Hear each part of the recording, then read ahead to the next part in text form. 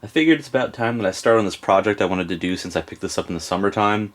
This is an Apple PowerBook G4. This is before they made the MacBooks and made the switch to Intel. I think this is one of the last years that they actually had the PowerBooks and the aluminum bodies.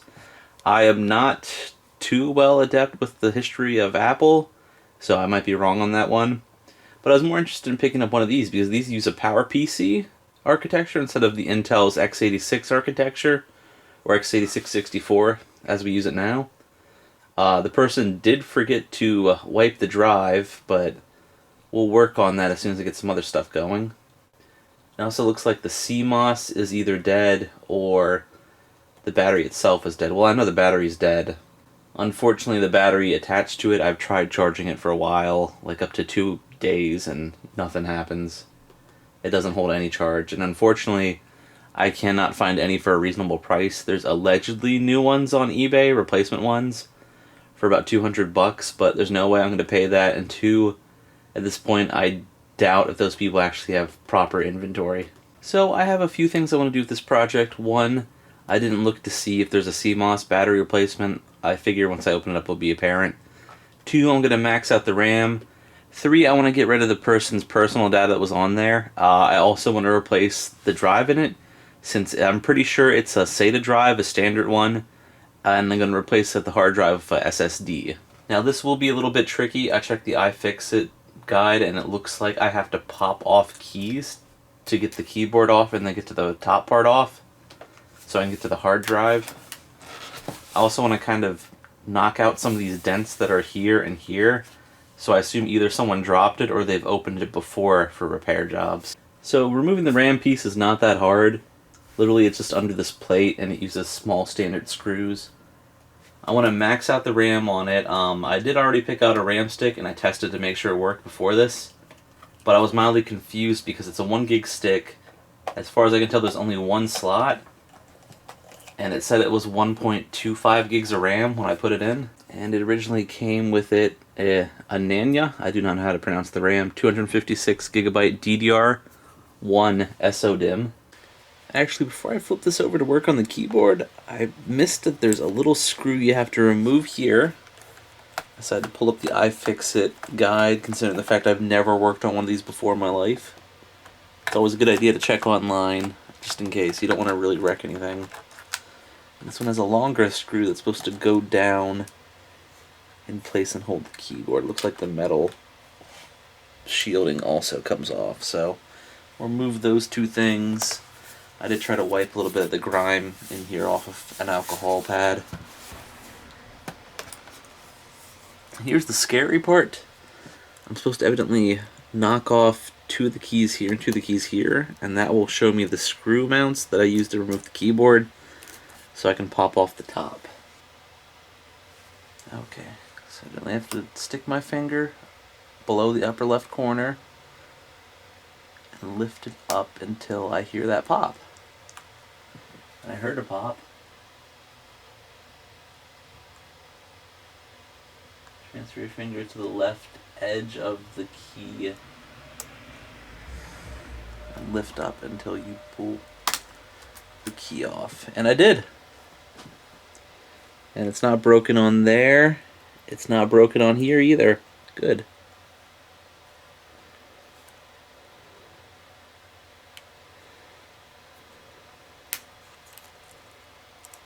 And the left end of the key.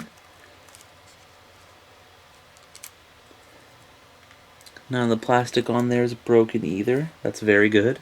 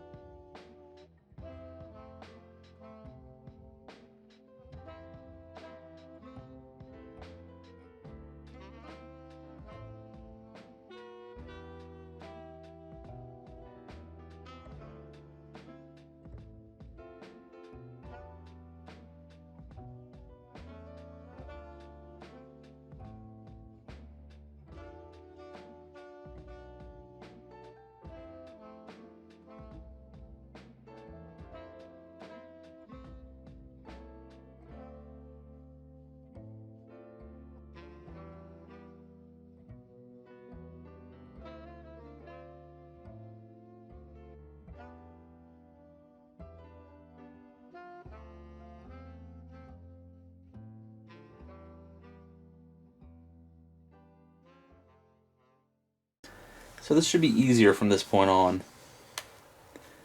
Got more screws than I thought, though.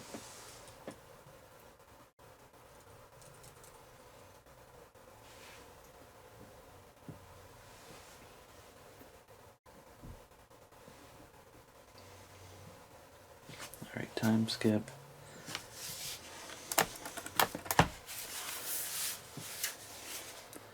Never mind, evidently we have to remove these 3 screws here, which is going to be a little difficult because I don't know if I have anything small enough to easily fit in there. I guess I could angle this a little bit, but yeah, it's going to be a little bit.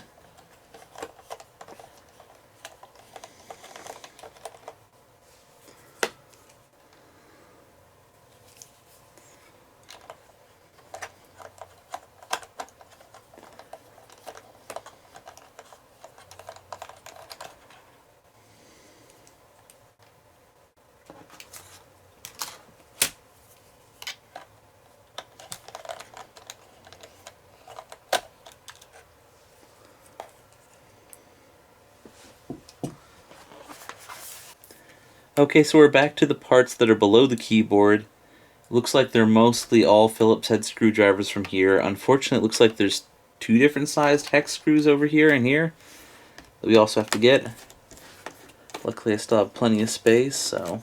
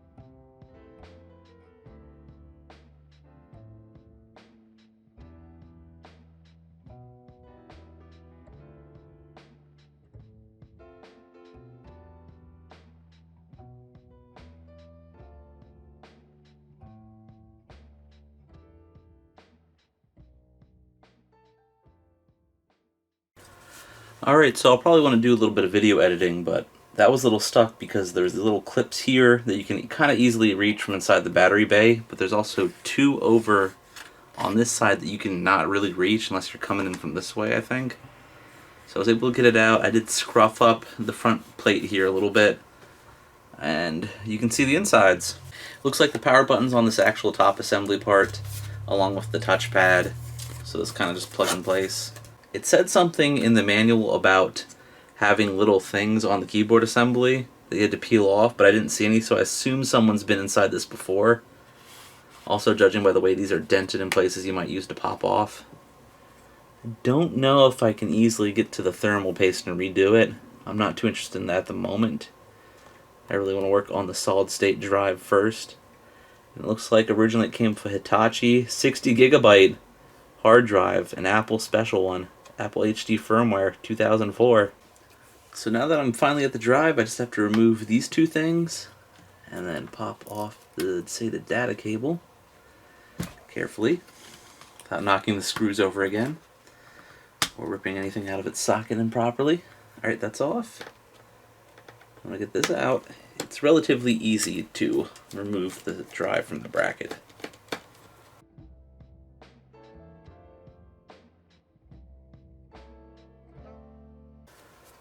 Okay, so it looks like we have screws holding it on this side of the bracket.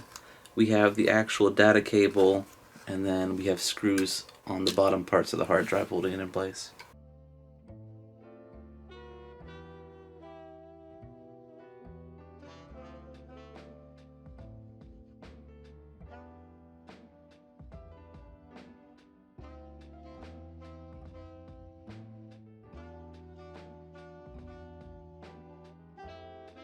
So it looks like I ran into a bit of a snag. As far as I knew, this used a SATA connection. It was new enough to, but it looks like it's using an IDE connection. So I have another backup method on what to do to replace the drive. I'm not sure if I want to do it or not. They make actual IDE to SD card reader boards, but I gotta make sure I have an SD card that's fast enough to support this computer and operating system. So it's gonna take me a little bit to dig one out of storage. So I figured out a workaround since I don't have a solid state drive. This is what's known as an IDE to SD card adapter. So basically what you would do is plug in an SD card, which is funny because this one's a 64 gig one. The original drive was a 60 gig one. So it's literally bigger than the original drive. And then this board interprets it as an IDE drive. Now I have tried this before on a few other things, so you definitely want to get one that's at least a decent speed and a decent size. This one says 170 megabytes a second. I would not try it with one that is about 70 megabytes a second. Alright, so I'm going to partially reassemble this and I'm going to see if I can install the drive and if it sees this alright. So give me a few minutes.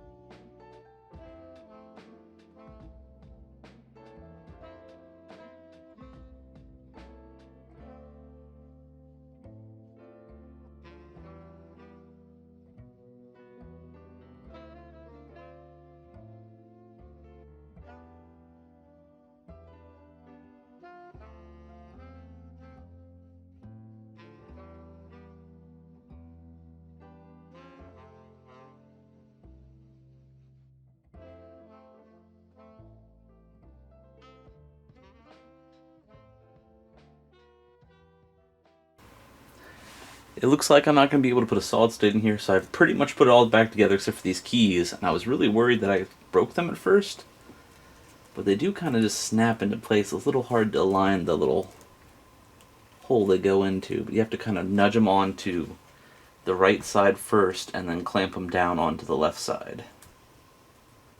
I did realize that without the RAM stick I've been turning on and using it, and down here in the specs it says 512, which I assume with this size it means the RAM. So that 256 is only half the RAM, and it looks like there is onboard memory. I also find it kind of interesting that the 1 gig stick I got works, and it gives me 1.25 gigs of RAM according to the specs inside the unit. But it says that it can only take up to 1 gig of RAM on most of the spec sheets that I've read online. So I don't know if they mean just in the slot itself or in general. I assume they mean the slot itself. So there you have it. You have an idea how to replace 1, the battery, 2, upgrade the RAM, and also remove the original hard drive if it is dead. It's going to be kind of hard now to find an IDE drive. And I was having issues trying to boot an optical disc. It does seem to see the CDs okay in the operating system. And I do want to remove all the data on it since it has someone else's personal info. But all the bootleg copies, all the official copies of macOS I've been using, not at all ISOs that have burned to disks, it's hard as hell to get those at all anymore, don't seem to be booting. Without going into the person's detail or opening anything that might reveal them, you have some pretty fitting things at the time, like LimeWire. You wouldn't have any of those issues of viruses like you do on the Windows OS with that, so it's pretty much safe to run that on old app things. I don't even know if the servers were up. You got the game of Snood, you got Office 2004, I think, 3? DVD player, Internet Explorer, that's discontinued on macOS for a while, Firefox, and then their AOL info. So, I'm having no luck still. I think I'm going to watch this YouTube archive called Computer Chronicles from the 90s and then just kind of let it be. I'll probably work on doing this eventually again and do a follow-up video within the future. I'm not sure when. I have a lot more other projects I want to work on, and I'm kind of busy on things. So until further ado, I hope you enjoy the project that I'm working on, and hopefully I'll make progress again. I'll probably mess with a few other games. It's just going to be annoying because I don't know the person's password to install stuff or uninstall stuff. And until next time, enjoy!